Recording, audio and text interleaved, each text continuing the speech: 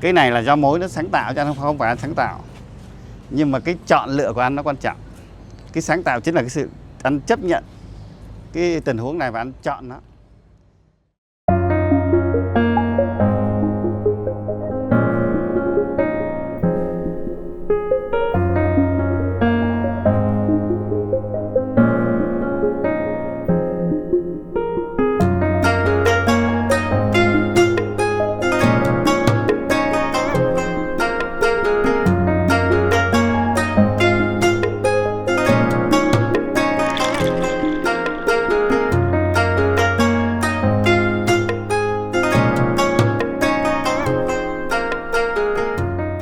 Tôi là Bùi Chát, là xuất thân là một nhà thơ và làm nhiều thứ và học cũng nhiều chuyên ngành, trong đó có văn chương và luật.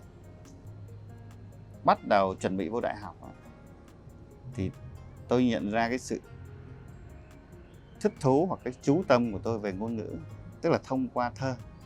Và mình nghĩ rằng cái thơ, cái nghệ thuật về ngôn ngữ nó hấp dẫn và nó có ý nghĩa, và mình nghĩ rằng mình có khả năng đó, cho nên là mình dấn thân vào để mình nghĩ là mình có thể tạo dựng được một cái gì đó mà nó mang lại ý nghĩa cho chính mình đầu tiên đó.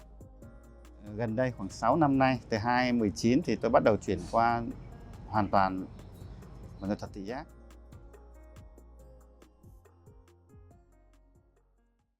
Thì anh nghĩ một nghệ sĩ bình thường thì họ phải tìm mọi cái chất liệu khác nhau.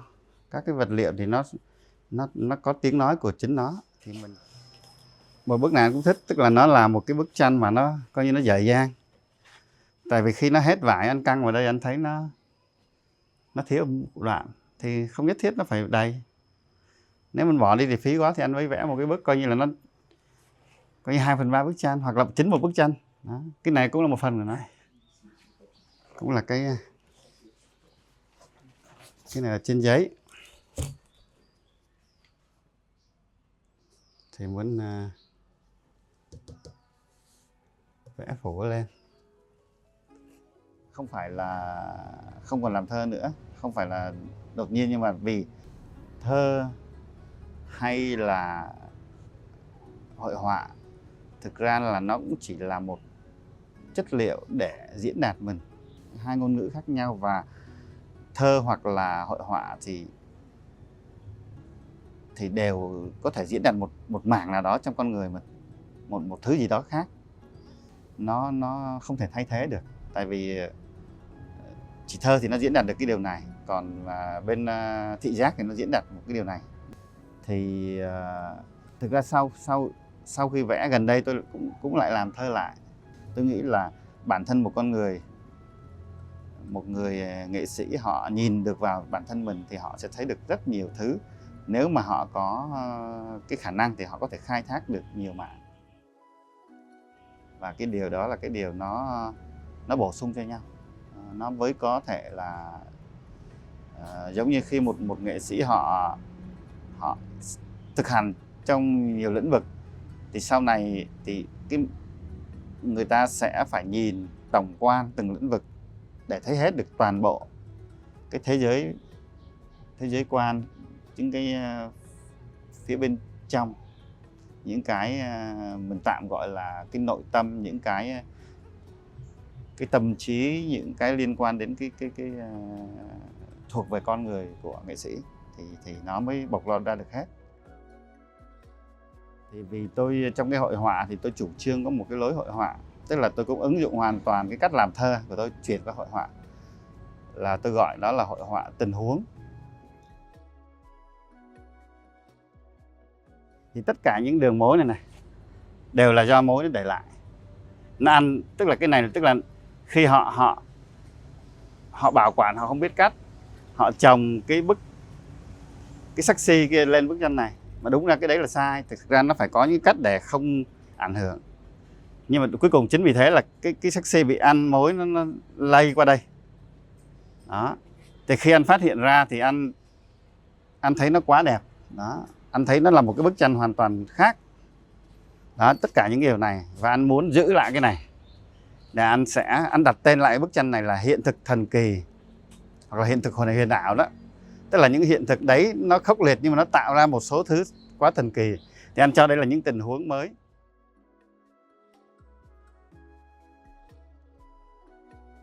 Cái khái niệm trong tiếng Việt tình huống là một cái gì đó hoàn toàn mình không mong đợi, hoặc mong đợi không cần biết, nhưng tóm lại nó đến mà mình không chủ động tạo ra được, nhưng mình sẽ đón nhận nó. Và mình phải, đầu tiên là mình tiếp nhận, mình không thể từ chối nó được. Và ai cũng sẽ gặp những tình huống bất ngờ mà không biết nó phải làm thế nào, thì lúc đấy toàn bộ cái tâm trí mình, từ não bộ hoạt động cho đến nhiều khi là cái kỹ năng về tay chân, những cái động, những cơ, những cái thứ mình phải xử lý. Nó giống như tình huống bất ngờ như là đi trượt vỏ chuối, thì không phải là, nhiều khi là cái tâm trí nó nằm ở trong các cái phản xạ của tay chân để làm sao phải chống lại cái việc đó. Thì cái suy nghĩ đấy thực ra nó biến thành một cái gì rất là nhanh. Cho nên tôi lắng nghe toàn bộ những cái tình huống nó đến, và và chính cái tương tác với cái tấm toan này thì mình mới nảy sinh tình huống đó. Về tình huống đó thì mình cần phải xử lý với nó, ứng biến với nó. Nhưng mà tình huống thì nó lại nảy ra tình huống khác, tức là nó lại phát sinh ra một cái tình huống khác, và nó cứ thế, nó cứ triền miên liên tục. Nó như đời sống vậy đó. Đời sống nó đương nhiên là nó trừu tượng hơn đời sống nhiều, nhưng ở một cái quy luật nào đó, ở cách vận hành thì nó giống nhau, là hết chuyện này xảy ra lại đến chuyện khác không ngừng. Thì vấn đề là mình nắm bắt tất cả những thứ đó và mình chuyển biến nó. Cho nên nếu mà nhìn tổng quan thì tất cả bức tranh tôi vẽ cả ngàn bức tranh, còn lại thì mình cũng bỏ bớt đi, không còn lại cũng vài trăm, nhưng mà đó, nó không giống nhau, gần như không có bức nào giống bức nào, vì mỗi tình huống nó diễn ra là khác. Đây là cái series giường, những cái bức tranh trên giường mà anh nói là cái giai đoạn vẽ Covid đó. Nó thì Covid ở Việt Nam thì chết rất là nhiều, em biết rồi, cả vài chục ngàn người. Thì những cái ám ảnh đấy nó quay trở lại, tức là sau một năm đó, thì giai đoạn đấy thì anh mới vẽ. Thì cái giường này nó là biểu tượng của Việt Nam của Covid. Tại vì gần như lúc đó là người ta tận dụng mọi cái trường học hoặc là những cái cơ sở trống để làm bệnh viện, cách ly, không cho tiếp xúc. Thì cái giường đó là họ thường lấy những cái giường kiểu này, cái giường bố này, để cho bệnh nhân nằm đó. Thì anh liên tưởng đến cái việc khi kỷ niệm để nhắc đến Covid thì anh nghĩ là cái đấy là cái liên tưởng dễ nhất đến cái Covid, cho nên chọn vẽ trên giường. Tinh thần của mình đó, cho nên cái tình huống đấy thì nó bắt nguồn về một cái thủ pháp lúc tôi làm thơ. Tức là trong thơ thì nó có nhiều cách để làm, nhưng mà cái cách mà cái giai đoạn mà tôi làm một cái tập thơ xáo trộn trong ngày, tức là đầu tiên là mình bị ám ảnh bởi cái ngôn ngữ, bởi một cái nhịp điệu, chứ không phải ý tưởng. Tức là đầu tiên là nó là một cái gì đó, một cụm chữ, một đống chữ nào đó nó cứ ám ảnh mình, thì mình bắt đầu mình chuyển nó ra thành những câu, xong tiếp nối được 2-3 câu á, nó cũng chưa có nghĩa gì rõ ràng đâu, nhưng mà nó dẫn thêm một câu khác ra. Thì mình cứ nương vào đó, mình phải lắng nghe tất cả những nhịp điệu của nó, quan sát cộng với cái ngữ nghĩa của nó. Đôi khi nó không cần phải rõ nghĩa quá, thì tôi đưa vào hội họa cái cách vẽ như vậy, tức là hoàn toàn đến một cách tự nhiên, ngẫu hứng, đón nhận và chuyển biến đó. Tức là cái này anh triển lãm cách đây 2 năm. Tức là lúc đó là anh muốn kết hợp những cái, tại vì anh có nhiều cái cuốn sách nó bị mối mọt đó. Thì anh kết hợp bằng cách là anh lấy cái saxi, phía sau của cái saxi á, xong anh đóng cái lớp ván gỗ lên, và anh dán hoặc là đóng đinh hoặc là bấm nó cho nó dính cái cuốn sách này lên, và anh vẽ, tức là kết hợp để tạo lên nó như là các vật liệu chồng chéo lên nhau để thành một bức tranh đó. Thì muốn thể hiện cái đời sống của những cuốn sách này nữa, nó có, và mình muốn cho nó một cái đời sống khác. Sau khi nó bị hư hại thì mình không đành lòng mình tiếp tục đốt nó đi, thì anh muốn mang nó lên trên đây đó. tức là cái hứng thú thì nó là một cái được nuôi dưỡng thường xuyên. Thì cái công việc còn thực ra là để mình gọi là hứng thì nó đơn giản dễ hiểu hơn. Ví dụ như tôi có thể không làm thơ 2-3 năm, nhưng mà để làm lại, để hứng thú với thơ ca, để khơi lại nhiều thứ thì mình lại bỏ ra mấy tuần, cả tháng để mình đọc thơ, mình đọc nghiên cứu về thơ, mình nghĩ triền miên trong cái không khí của thơ, thì nó lại cho mình cái hứng thú để mình quay trở lại và mình có thể ngồi mình làm vài tháng thì có thể viết một cái tập thơ được đó. Thì trong hội họa cũng vậy. Còn khi mình làm chính cụ thể một tác phẩm thì cứ làm thôi, chứ vì như lúc nãy tôi đã giải thích là nó là tình huống, nó không phải là một ý tưởng, mà nó hoàn toàn mình đến, mình ngồi trước nó thì đối diện với một bức, ví dụ như mà là trắng tinh, một cái bức toan chưa có cái gì, thì mình phải tương tác và làm việc với nó. Thì cái hứng thú ở đây chính là mình phải là cái mình dẫn mình đến đứng trước tấm toan. Tại vì nếu mình không có hứng thú thì mình mình đi uống cà phê hoặc đi uống bia, thì vì mình chán, mình không muốn vẽ. Bản thân là một nghệ sĩ thì cái việc thể hiện cái cảm xúc, thể hiện những cái diễn đạt bên ra ngoài thì tôi nghĩ là nó không giỏi bằng mình diễn đạt bằng thông qua tác phẩm đó. Chứ để nói được cái cảm xúc gì đó thì mình thì chắc là cái cách diễn đạt bằng ngôn ngữ nó sẽ không tốt lắm đó, mà chỉ nói là ok, tức là tốt rồi, mình sẽ làm hài lòng với cái việc mình vừa làm thôi, chứ còn cũng không thể nói gì hơn được. Còn có những bức thì mình phải tạm ngưng, hoặc là mình cũng thấy tạm, mình vẫn đương nhiên mình có thể quay trở lại để làm việc tiếp, thì đấy là tạm hài lòng. Thấy là có thể thành một bức tranh được rồi, nhưng mà nó cũng chưa chắc được.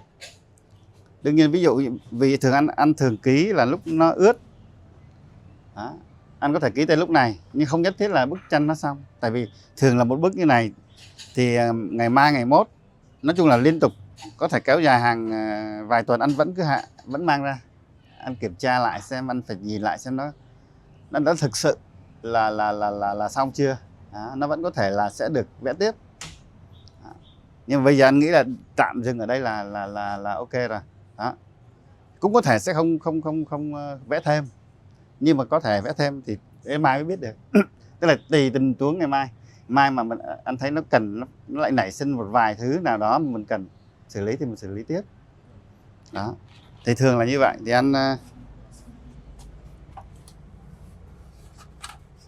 thì bây giờ anh thường là anh ký, vì nó đang còn ướt, anh không có thường anh ký tên là anh lấy cái vít, anh khắc tên anh lên, thì do cái màu nó vẫn còn ướt cho nên là nó sẽ khắc lên được đó. Thì thường là anh ký liền để cho nó, chứ nếu mà mình không ký vài ngày nữa nó khô, không ký lên được thì anh lại không thích viết tên anh bằng màu lên, như thế nó sẽ có thể nó phá vỡ cái bố cục.